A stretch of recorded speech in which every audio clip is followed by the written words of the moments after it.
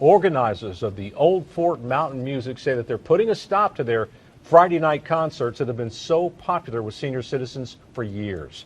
News 13's Kimberly King is streaming live for us in Old Fort. Can anything be done to work this out, Kim? Larry, it appears tonight the answer is no. Old Fort Mountain Music organizers tell me they have tried to negotiate, but they say tomorrow night at 7 o'clock here in Old Fort will be their last concert. Stop it now while everybody has respect for it. That's the decision of Barbara Willis, who for 25 years has dedicated herself to keeping Old Fort Mountain music with pickers and grinners alive.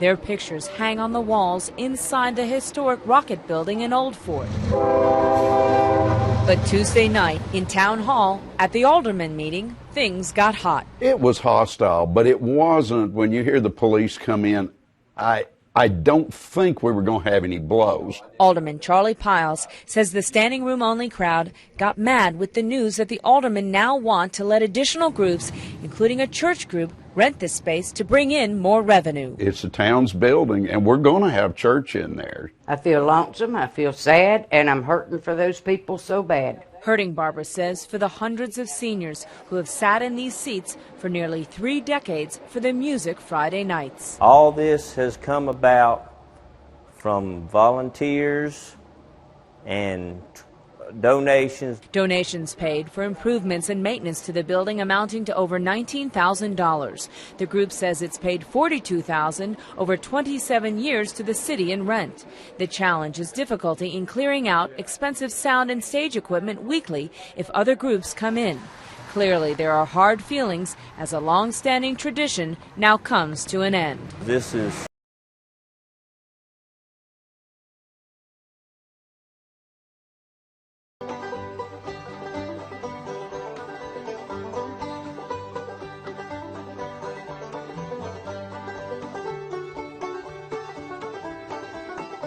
Okay, my name is Wayne Rowland. I'm president of Old Fort Mountain Music. I've been affiliated with Old Fort Mountain Music for over 20 years.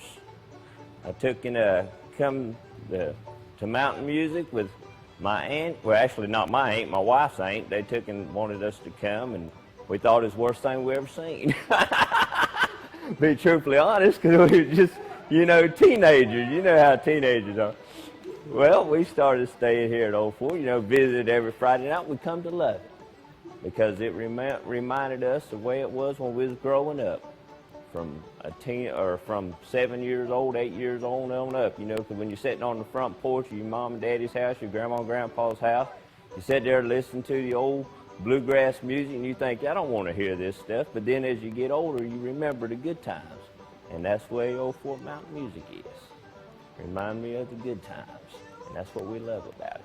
Old Fort Mountain Music actually got started 5 miles from here, 5 miles down to Woody's Chair Shop, in between Old Fort and Marion.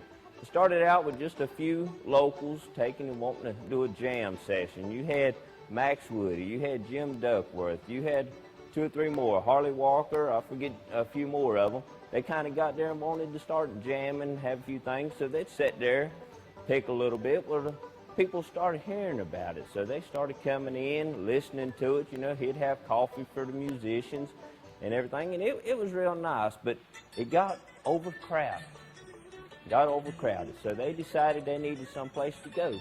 So they actually talked to the mayor and everything, and they come up to the Gateway Museum. This was back in the summer of '86. Took them, come up there, and they'd stay, and they'd pick every Friday night. The crowd got huge. Everybody loved it. Well, that went on right on through the summer without missing any Friday nights. Took them come up to winter time. They didn't have nowhere to go. They didn't want to stop. The people wanted to keep hearing it. So they talked to Bob Wilson, the mayor, told them, said, we need someplace to go. So he took and he talked over to the board and everything. They said, well, let's go to the old Rocket Building. Said, you can go up there and stay and everything. Won't be no charge or nothing. So they took and went there. People started flocking in by the grove. But when they come up to the Rocket Building, they decided they would change the name. They actually had like a Mountain Gateway Music, I think was the name of it. So they changed it to Old Fort Mountain Music. They come in here and the building was a whole lot different than it is now. They built a little stage and went from there, and it was real nice. You could buy drinks, 25, 50 cents, homemade cakes and goodies. And it's still that way today. 22 years later, we still got drinks, 25, 50 cents, homemade cakes and goodies, which is donated from the women that come in the audience and everything, which is very pleasing. And the audience loves mountain music because it's a good, safe place for people to come. People don't have that much more. You go out, you go to say somewhere to hear some music, it's going to cost you $25, $50, easy. Mountain music, it don't cost you nothing. Whether you got on a mink or whether you got on just your everyday blue jeans, you're more than welcome. You come in here, people treat you like family. Pat you on the back, you youngins run around, whatever, not a problem. And they enjoy the hometown feeling. Now, this is something that every hometown needs, a place where people can go relax, listen to music and everything, because there's all sorts of talent here in the mountains of western North Carolina. You got people play country, you got people play gospel, bluegrass, whatever, and you really don't know until people get together. You know, one person might play a banjo, the next person might play a fiddle, but you get them together, you got the most beautiful harmony you ever heard, western North Carolina.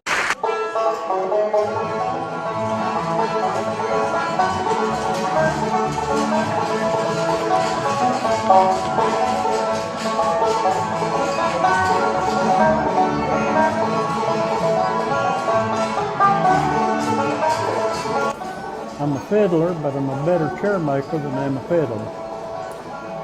And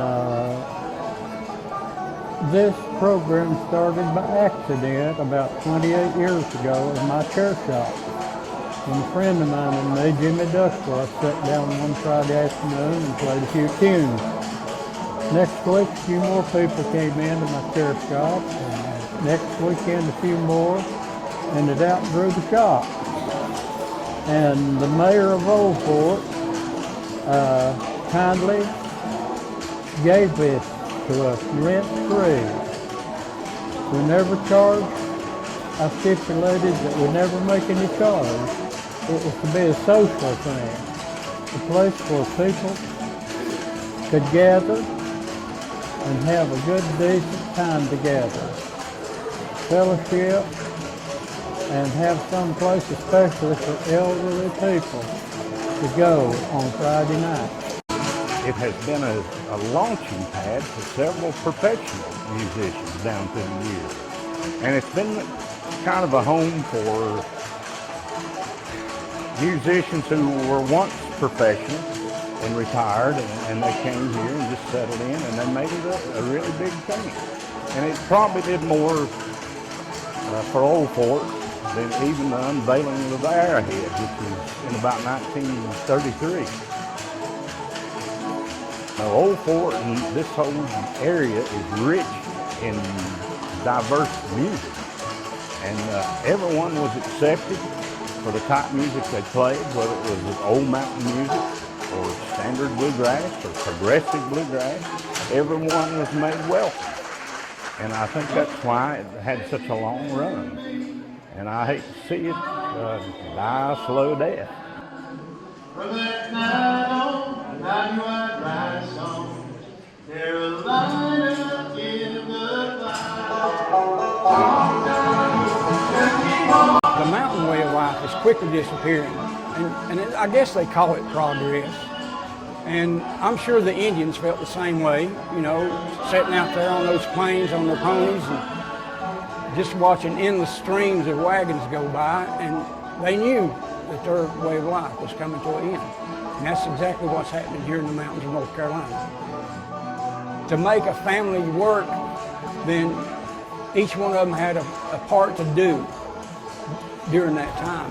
And what leisure time they had, this is where your music comes in. They would get out on the porch or in the barn on Saturday night. The ladies would bring a picnic basket or some kind of covered, an old hamper or something. And then somebody would drag out a fiddle, and then somebody drag out a banjo, and then here we go. So those folks, it was a simple way and a good way. And I just hate to see it go by.